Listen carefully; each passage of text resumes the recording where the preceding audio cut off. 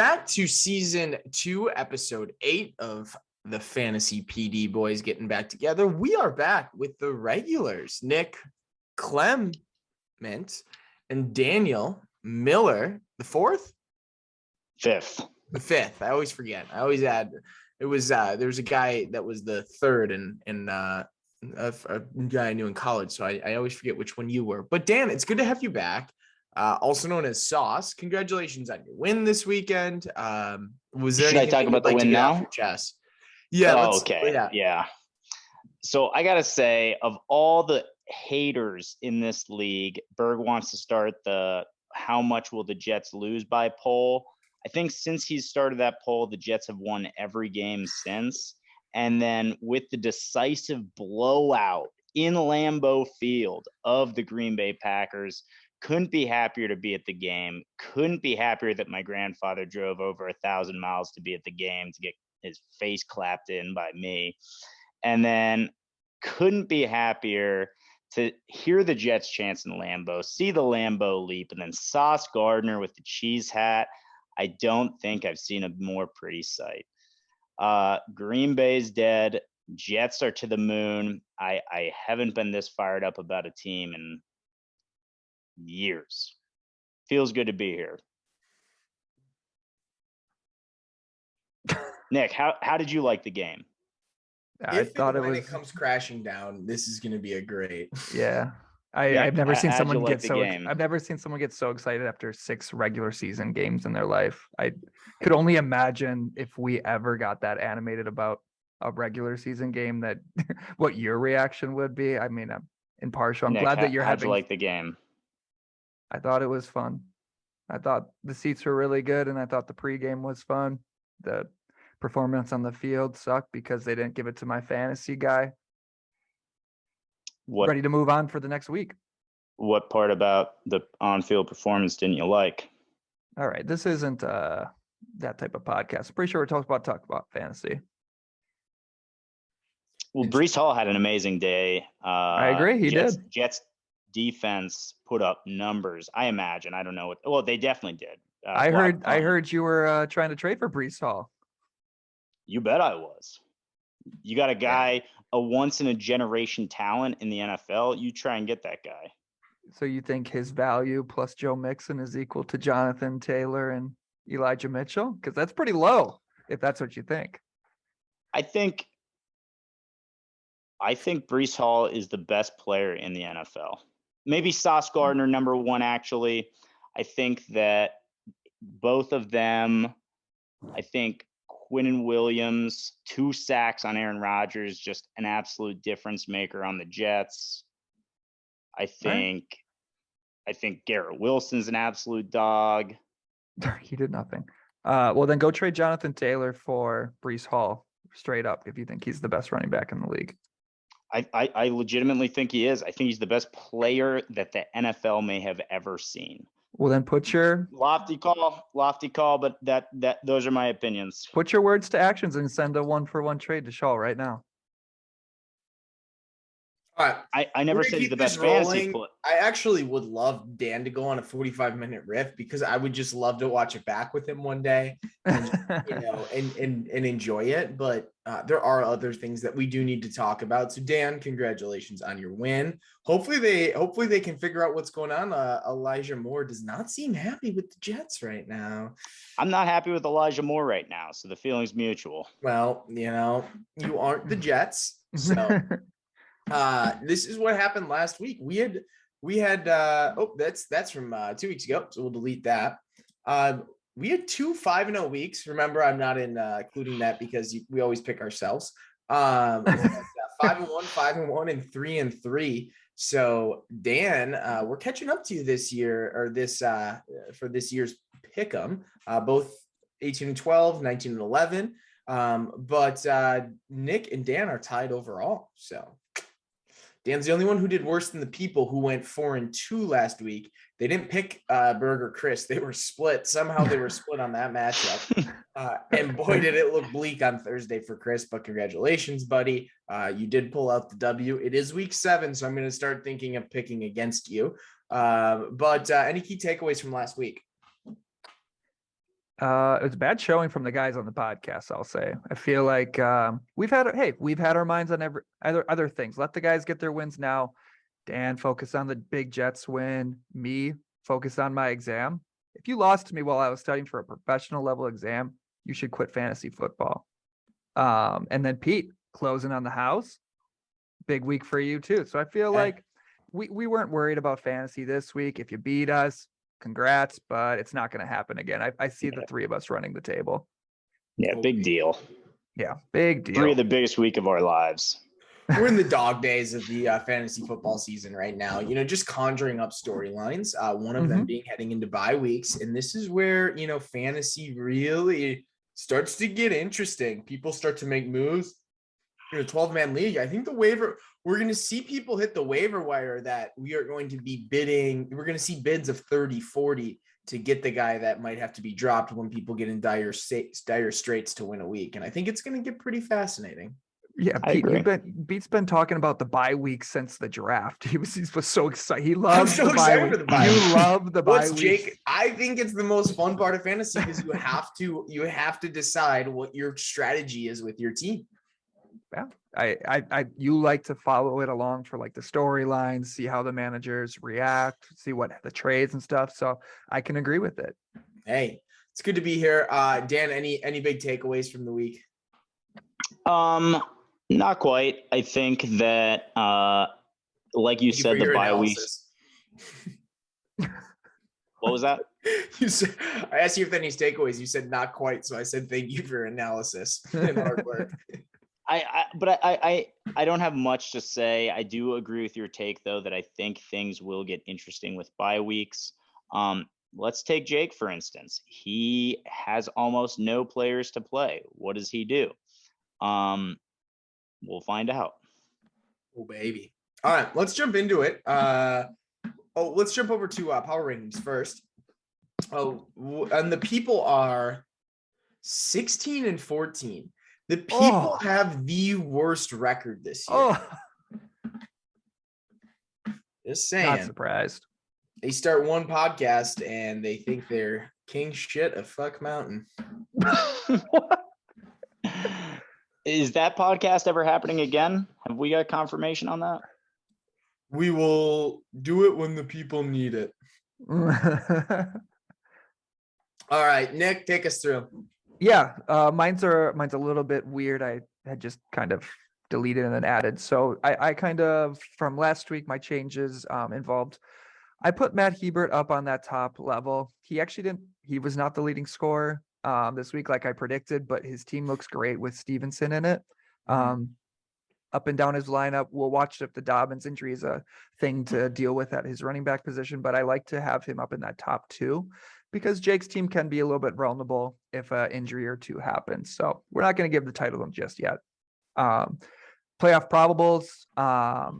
My big thing, I moved both Cole and myself down. We had some rough weeks there. Cole was a little bit closer to winning than myself. I have struggled to score touchdowns, so maybe I will change my name to Allergic to Touchdowns. So I don't think I deserve to be in the probable section anymore, along with the addition of Shaw up there. I've rode Shaw the last 2 weeks. I thought his team kind of took a turn there for a little bit before that, so I was excited to be able to move him up. And then I also moved up Toy because he beat me. Sure, I'll give him a little love. And then Berg, don't know what he's doing. He's finally asking for some trades, though. So good for him for trying to make a deal. And then I still have Dan on that bottom because why? Question mark. He stinks. I would agree. I think I do stink, but I do think I start to come around. I was at least mildly happy with my team's performance this past week. I do think with bye weeks and my skinny bench, it's going to get tricky. My only move this week in my power rankings is I moved Cole from playoff probable to playoff hopeful. I think his team is in dire straits. I think he's got some players, but he's got a tough matchup against you this week, Nick. And I think that the loser and winner of that matchup is going to have huge implications for the playoff picture going forward. I was fully expected to take I'm a little spoiler. I was fully expecting to take Cole going into it right after I had lost this week, but looking at our matchup, Cole is in a world of trouble if Taysom Hill does not start at quarterback, I think, this week. I think he's going to struggle I would to score agree. points. The interesting thing about Cole, and I texted this to you guys, but there is a very likely scenario that Cole could lose Mhm. and still be in the playoff picture based off of points scored, points for. So Cole could Oh, be yeah. 2-5 and be the 6th seed at the moment. Or well, he is currently, I believe, the 6th seed at the moment, edging out Shaw. So that is a fascinating storyline. That's just going to be, and with Taysom to kind of, just get points like that. That's also like, if he just kind of soaks points for him, that's an interesting tight end to have. Well, yeah. I don't know. Did Winston practice today or not? I know he's been limited the last like 6 straight days. And We have famous Jameis' best fan on the podcast. So Dan, did he practice today? I know you were tuned in. Famous James is always in the lab. Whether he was out on the practice field or not, I don't know, but I will tell you he was practicing. I love that. Yeah, I think that'll be the change. Like if he starts at quarterback, Cole will win, I think, because that's just insane to have a guy that can go for 25 there, like the Hawk did a couple of weeks ago. Yeah, exactly. Thank you for spoiling your matchup prediction for the week, Nick. Yeah, You knew I was picking me. I moved. The only one I have in the Y category is Berg. We don't need to spend any time there, except for I think the next one. I think the question is I want you guys to think about this, and at some point through the podcast, just randomly say what your thought is. What week will Berg be no longer allowed to make trades? We're in week 7. So this year, because there is a last place punishments, trades do not. So you can go right up trades to the do not deadline, and because of Yes. keepers. All right, Berg, Yep. there is life. So Yep. I moved Toy up, and I think it was, I forget who, maybe Shaw or Dan that I had there. Shaw's team's growing me. Actually, the one that's growing on me the most is Toy. If he can figure out what happens at quarterback there, you have a guy who has, and I just had it up. Let me pull it up. DeAndre Hopkins, Jamar Chase, Najee, Fournette, Clyde Edwards-Helaire, Romeo Dobbs, and Deontay Johnson and James Robinson. So he's got a lot of really interesting pieces, and especially with D-Hop coming back, he's got a lot of points to make up. So I think he's going to have to do it in wins unless he starts to just like blow things out, I believe. But Toy's team excites me for what he can do. I had Chris move up to playoff probables just because he continues to win and just does it some way, shape, or form. But outside of that, I think there's one, clear-cut favorite right now, pending any big injuries. Cool. All right, let's jump over to the good old matchup previews. We'll head take a gander here at week 7, and we will start with the Milkman, more like the people's loser. So, Dan, take us away. Yeah, I did appreciate Shaw's name. Him being the people's loser of last year, the guy that took 10th place for the people who couldn't, and doing that beer mile was nice, and nice creativity on the name. For this matchup, I do have the people's loser from last year, Alex Shaw, to actually become a winner this week against the Milkman. I think the Milkman's team is abysmal, and it gets worse with the Najee trade. I think that he's outdueled in almost every position. I think Devontae Adams could hold his own against CeeDee Lamb. But outside of that, I think it's going to be tough sledding for the Milkman, and I'm taking the people's loser. Yeah, I'll also take the people's loser. I think Shaw's team has really come to form since CD started doing a little bit better. I think actually post-Dak injury, so we'll see how that works. But yes, the aforementioned Breece Hall has been incredible. So having him as his second RB, which arguably his number 1 RB, has been awesome for his team. I think this matchup will probably be decided right after Thursday because I expect Zach Ertz to outscore Eno Benjamin, which is in Milk's flex. The thing that scares me in this matchup is that Tom Brady does play Carolina, and Carolina sucks. So I could see Tom Brady having a big game, but I'll still go with Shaw this week. Can you guys hear me okay? Is my internet okay? Yeah. Yeah. Okay. I have Shaw in this one, and I think Shaw outside of Toy benefits the most, second most from the Marquise Brown injury with Zach Ertz, because Marquise going down and D-Hop coming back. I thought Ertz would take a huge hit, but he won't as much. Yeah, I've got Shaw in this one. Pretty clear on that one. So Josh Jacobs versus Houston. That's interesting. Cincinnati against Atlanta is also a good matchup for his top Great two guys matchup. too. So as long as Jeff Wilson doesn't get 0.5 or whatever he did last week, which he won't do, Shaw should go above 500 for the first time here. All right, I gotta write these down. I forgot to put out the new ones. We've got a clean sweep on Shaw.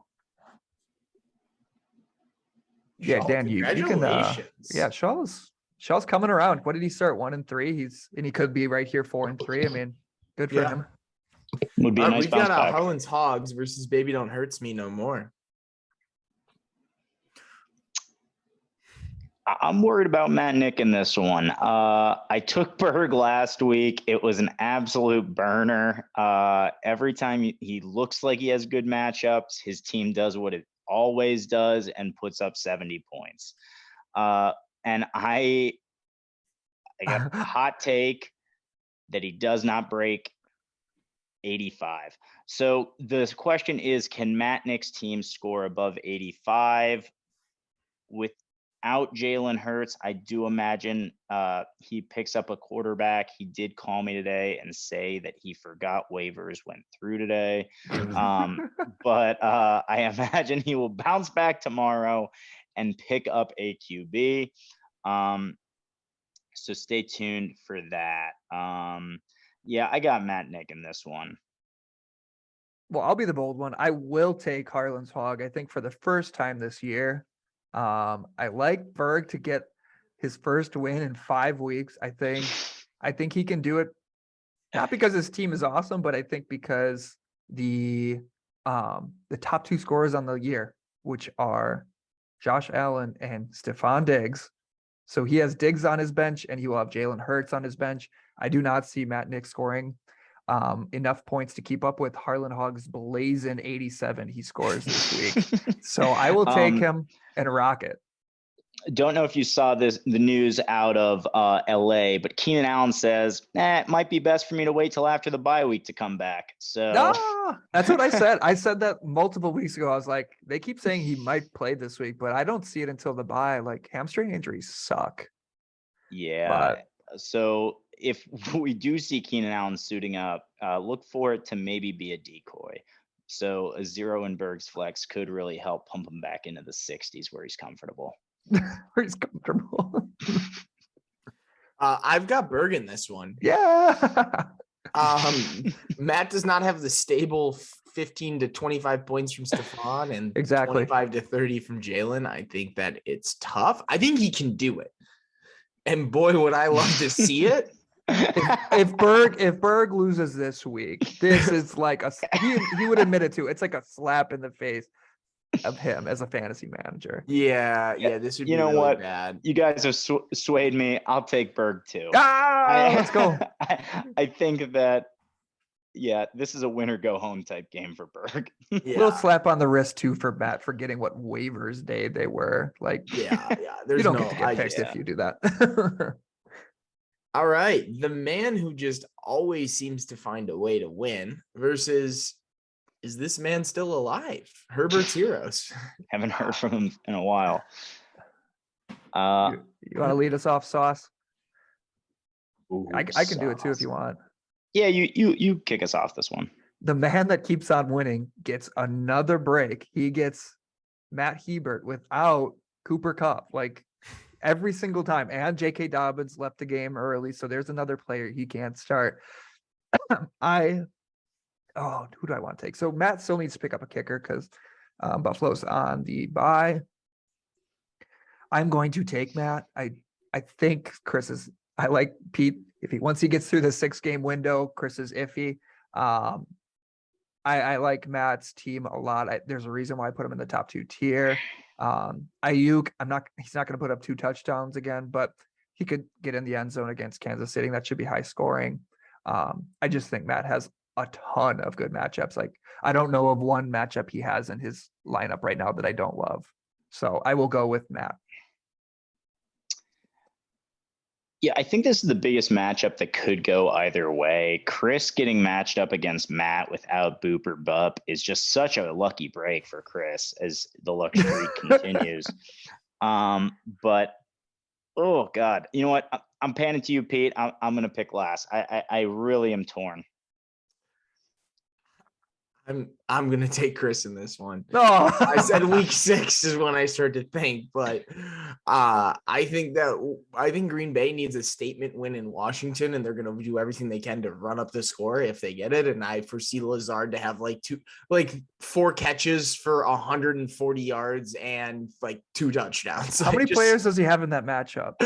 A lot. Oh, he's only got 3 because he's not starting Carson Wentz or he's not starting JD McKinnon. Chris, if you are listening, it is time to drop Cairo Santos. So I do like Chris. I mean, he's got a lot of like divisional matchups that are like that just like at this point in the season where there's just going to be like they're going to want to score, and like Derrick Henry versus Indy. Indy hasn't looked good. Mark Andrews versus Cleveland. I think he figures out another way to do it, starting Geno Smith, Curtis Samuel, and the Juju Smith-Schuster train. So somehow he's going to pull it out. And Michael Pittman, here's the one thing. Michael Pittman put up, I think, 20 or right 20, give or take 2 points last week, and he did not have a touchdown. So if Michael Pittman starts to go to form of what people thought he would, watch for Matt's team. Yeah, I think you made some valid points. I think Pittman against Tennessee, Ramondre Stevenson busting out in Chicago. And I know you're on the Green Bay is going to have a statement win, but we said that last week. So I don't think Allen Lazard is going to go nutty. I'm taking Ebert. I think it's more of a Fired up. Yeah, it's going to be Matt scoring more points than Chris, like in a shootout. I think it's going to be more of that style than like the whoever can get to 80 first wins type game. So it's not like a diss on Chris this week. I just think Matt's team is again set up for a lot of success. I agree. I think Chris's team is good. But I just think Matt has the matchups. Yeah. One of these teams is 6-0. And one is not. This matchup just has so much conjecture. It's hard to really decide. There has been some interesting intel regarding this matchup. So this news will have been broken by the time this pod releases, but there is word of collusion around the league. Don't loop me into that. Nope. You are not looped into that. The parties will remain nameless at this point, but not Pete. And the collusion will be handled by your commissioner. Sauce. Wow. I love getting you straight face. So you took your cowboy hat and you put your commissioner hat back on. Oh, I'm excited. A lot of murmurs that this commissioner doesn't respect the integrity of the league, that he doesn't keep his promises. But I promise this league that justice will be served. Love that. Pete, lead us off for your matchup. I'd love to hear your take on if you can take down the 6-0 Jake McManus team with half of his team on bye. Well, I think it's close. You already prefaced it. This is a groundbreaking matchup for more than not the win. It's what Jake does. Because if Jake starts to make moves I think it could have a ripple effect on other teams in the league. I don't know if, because you're looking at dropping, who does he drop? Right? Tyler Boyd, you can drop Tyler Boyd. Chase Edmonds, probably drop Chase Edmonds, but someone's going to go get him. But if he then wants to like fill the full spots and go without somebody, who does he drop? And so that third piece, he's obviously not dropping Goddard. He's obviously and so you're not going to drop Daryl Henderson. So, and you're not going to drop Josh Allen. So you're going to drop Adam Thielen, like maybe. So I think the way Jake managed this week, I think has a ripple effect depending on what happens. I got myself in this game. I looked out hardcore with the buy Mageddon for Jake this go around, and I appreciate that. And I look forward to taking the dub this week. I think there are some things Jake could do to bolster his team. I think it'll be the true test of, is he a good manager or did he just draft well? But I don't see that happening, honestly. I think that if you're 6-0 and you have these players, you kind of just schedule this as a loss. But I think there is a graceful way of doing that. And I think that there is an ungraceful and potentially bad way of doing that. So it's you hope that any manager would have the coof to handle this correctly, and it's a shame that we've seen some delusion around the league. Attempted, definitely not beat though. Who do you have? I take you, Pete. Hey, Yeah, so I'm actually very torn. I think this matchup still is going to be very close because, fun fact, there is a way for Jake to get around this without having to drop anyone important. On his bench right now, he can drop Chase Edmonds without really losing that much value. Someone will pick him up and maybe he will, but I don't think it's a big deal. Tyler Boyd, the third string wide receiver, he can drop. And not shown, he has Jake Elliott on his bench right now. So he can drop a kicker and pick up another one. So pick up a tight end, pick up a quarterback. It is embarrassing for him, more so maybe even than Matt, who forgot it altogether. He remembered that waivers were here and he put $1 in for Trevor Lawrence and he put $1 in for Daniel Carlson. Did he think that was going to get it done? No, it was not. It was never going to be enough for the top guys on the waiver. So I think he does have a full lineup. And while I don't love Chubb against Baltimore, he does have other good matchups. So I was going to pick him, but the fact that he has to go dumpster diving for a quarterback, he's going to be like the rest of us without Josh Allen. So I will also go with Peter. hey, thanks, boy. All right. It will be close though, Pete. So if you will win, I agree. yeah, that's If that's he the puts shitty together a part. lineup, it's going to be close. I mean, Eckler versus Seattle and Chubb versus Baltimore. Yeah, I just he can fill out a full lineup without having to get up a guy like Thielen, Goddard, or Henderson. Yeah. Like He has could enough. steal a win. He could steal a win. Yep. So what happens is he actually does have Olave in his IR. So if Olave plays, he has to un-IR him and then he's a player over. And then he has to drop someone like Michael Gallup or Adam Thielen if he wants to do the full roster. So it'd be fun to see what he does this week. That's legal. Yeah. Legal is the key word there. That's why I said it. All right. This is not my matchup of the week, but looking at it, it almost should be. Nick and Cole is my matchup of the week, but Agreed. because I run this podcast, that is the matchup of the week.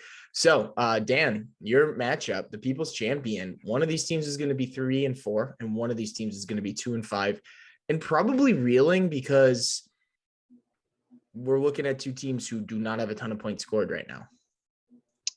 Yeah, I think this is a big win or go home type game. I think the winner of this is still very much in the mix, and I think the loser of this is going to need a miracle to get in the playoffs.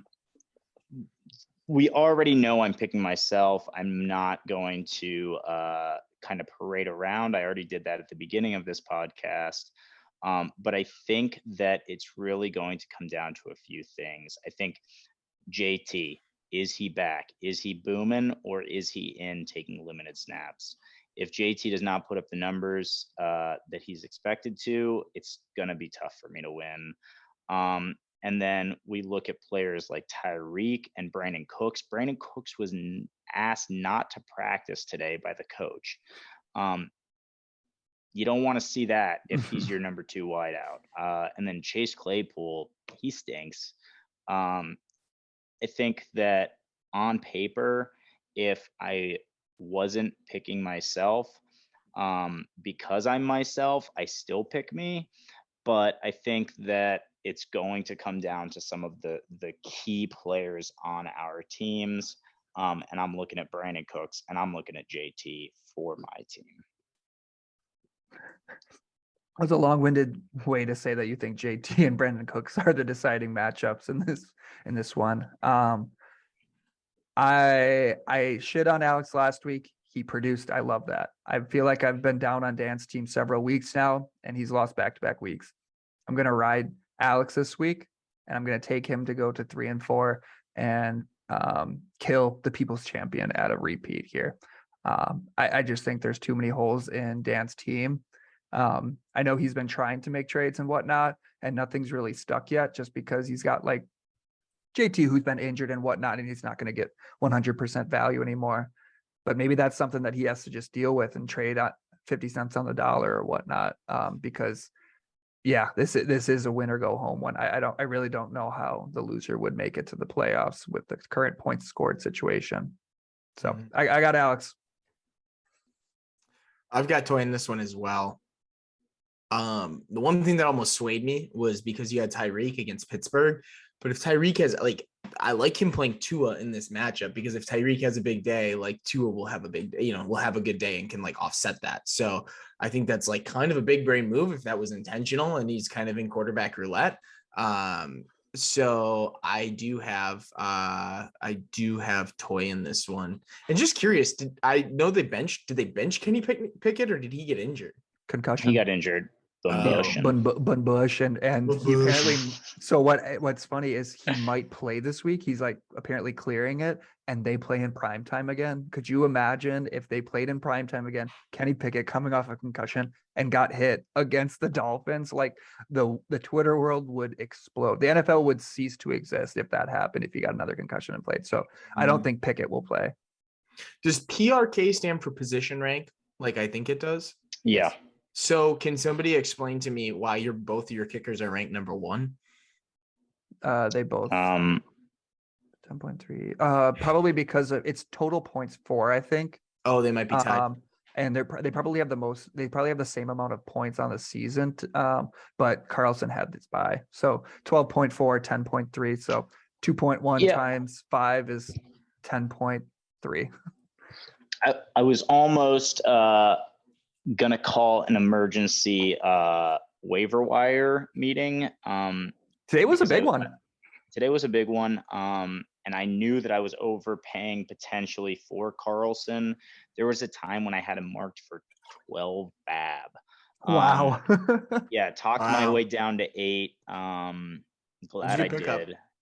Yeah, I was really happy to get him. I lost about an hour and a half of work just deciding how much fab to spend on Carlson. I really don't mind it. I was gonna start to talk crap, but like if you can get a kicker that's like consistently scoring that many points, I mean, I don't pass your bye. You don't have to.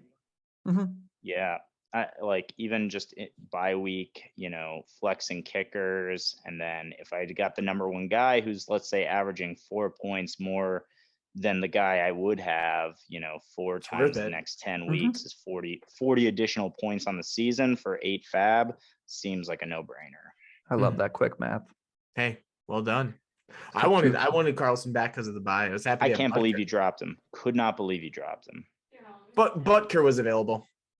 Yeah, I guess. I was gonna offer you fab for him last week, which I think you would have declined. Who? And then you, Carlson? Yeah. Because I figured you might have to drop him. But once I kind of made that decision, I was also in a situation where I needed to pick up that Colts backup running back. So I didn't have Oh. the bench space Mm. to Deion Jackson. Yeah. hold him. Oh, Oh, we got a few more minutes left. Yeah, Ish. I just like having a kicker part of a high-powered offense. Yeah. So Tyler Bass, Daniel Carlson and all right. Harrison Butker. And Enough I'm kicker- happy enough kicker talk. to drop Matt Gay for obvious reasons. All right, we will head on over to I'm sorry, Squid I'm Jackson. joking. I'm an ally. I'm an ally. All right, Nick. Yeah, I like that this is the matchup of the week. I think the last two ones that we've done, I know people aren't probably going to be as excited because two of those four teams that we've just gone over are on this podcast. And but I think this matchup is big. I think my team has struggled. I think Cole's team has struggled. And with Juicy Jeff coming on the bye, I think is a great help for me, obviously. And like I said before, I teased it. If Taysom Hill plays quarterback, I am extremely nervous, and I don't think I have a good chance to win. If he's just a normal tight end and just goes for 3 points, I like my chances a lot because just because of my matchups, and I think overall I should be able to put up points finally this week. I don't know what I'm exactly going to do. I have been in trade talks. I think this will probably be the lineup I stick with. I think I got to run out Aaron Jones one more time. It's kind of the make or break week for the Packers, just like Pete said, and the Washington matchup is juicy. So hoping Aaron Jones can have a bounce back week if he's in my lineup. If not, maybe someone wants to come trade for him. But I like my chances to move back to above 500. Yeah, I like your chances as well. I think the only prayer that Cole has is Taysom Hill starting at quarterback. I did some research, and it sounds like both Famous Jameis and the Red Rocket are cleared to play. So I think it would be pretty tough for them to choose not to start both guys and to go to Taysom Hill. Look for some Taysom Hill gadget plays, but I think Arizona is in a win now situation, and they're not going to let that shit fly. So with that being said, I am taking Nick. Yeah, I've got Nick unless Taysom Hill starts. Yeah, I think that's just going to be our message of the. I still have him if Taysom Hill starts. I don't think that's going to change anything for me. I think that's the only way it gets competitive, but I think Nick takes it either way. His wide receiver 2, Drake London, has sucked. Not because Drake London's bad, he's awesome, but because they throw the ball 15 times. Like everyone thinks the Bears don't throw, but actually the Falcons throw less. And then Terry McLaurin, potentially against Jair Alexander, is not a good matchup. The rest of the team will feast against the Packers, but if McLaurin is shadowed, he will struggle. Yeah, Who's playing QB for that Washington football team? Heineke. Ooh. The dog that is Heineke. Anything's better than Carson Wentz. All Yeah. right. Well, there we have it. A lot of got our consensus picks. this week, actually. Yeah, a lot of consensus. Some big matchups, some not so much. But a lot of storylines will be coming out of this week as we preview week 8 a week from now. And we start to have a lot more clarity in the league. I do think the playoff picture starts to materialize going forward. Yep. This last week, it was like a lot of 2 and 3, a lot of 3 and 2. Some of those 2 and 3 teams fell. Some of those 3 and 2 teams won. So now there's a little bit more of a coming to the top, cream rising. And there's going to be teams who it's going to be interesting to see people's like strategy on things, because there's going to be teams that will need to get into the playoff based on at like what point are you like in week 10 where you're like, I can only get in the playoffs realistically by record, or like some teams who still have that availability to go by points for. So if you're in week 10 and you're 100 points behind somebody because you got into by Mageddon and things just kind of went to crap, you might just like it'll be interesting to see, because those top 5 with that 6th spot, Cole comes prancing into the playoffs at 2 and 12 with most points scored besides Jake. Yeah, more storylines that we can follow, more scenarios that we can get someone into the playoffs, which keeps everyone more excited, which is fun. So yeah, I Yeah, look agreed. forward to following it. All right, boys. Well, another good episode of the pod, even though there'll be a couple people in the league who didn't think so. But No. I think they will. We unanimously picked both of them. There's no way that they come out and say this was a bad one. there's no way Bird I'm- kept watching after the power rankings. Actually, he did. He needs to give us some fodder on what sucked. So I'll Yeah. tell you what can't- sucked. Oh, sorry, Dan. Yeah, I was just gonna no, say, I I'm- know that Berg didn't put out the poll or put together anything that we would look at that he said was so easy to do week in and week out. Yeah, I was so unimpressed by that. And like them saying, oh, yeah, we're going to release the pod when the people need it is such a half hearted way to say, shit, I don't have time for this every week. It's a lot of commitment. Absolutely. People forget. I don't know. Well, I think it's time for me to go eat some. We'll go eat some dinner, and it looks like Chris just texted if we want to get another parlay in tonight. So we might need to get into the lab and bet on the Joker or something. So, I'm in. all right, Nick is in. Daniel, sleep tight tonight. Good luck at the Jabo tomorrow. Nicholas, keep doing your thing. We will see you all Bye, next friends. week for episode 9 of season 2.